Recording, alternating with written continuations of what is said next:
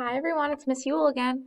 In this video, we will use the Pythagorean theorem, a squared plus b squared equals c squared, to find the missing leg of a right triangle. So c is always the hypotenuse. So c is the hypotenuse of this triangle, and the hypotenuse is the longest side and it's the diagonal.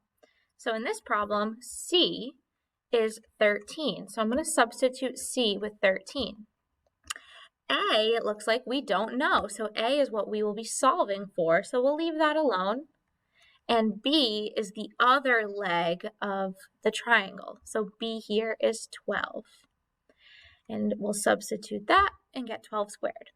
So the first step we just did is substitute what we know, which is the hypotenuse C and the leg length 12.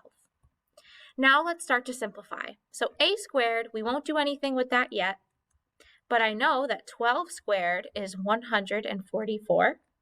Oops, and 13 squared is 169. Now let's just continue to solve this equation for a.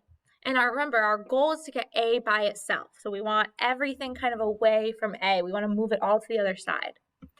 So now let's subtract 144 from both sides, since adding 144 is the opposite of subtracting 144. So positive 144 and negative 144 cancel out to 0. So on the left, I'm left with a squared, and 169 minus 144 is 25. So now I'm left with a squared equals 25. So I have to think to myself, what number squared, or what number times itself equals 25? Another way to think about this is to take the square root of both sides of the equation. Square root is the opposite of squaring. So on the left, square root and squared cancel out, so I'm just left with a, and the square root of 25 is 5. And that works because 5 times 5 is 25.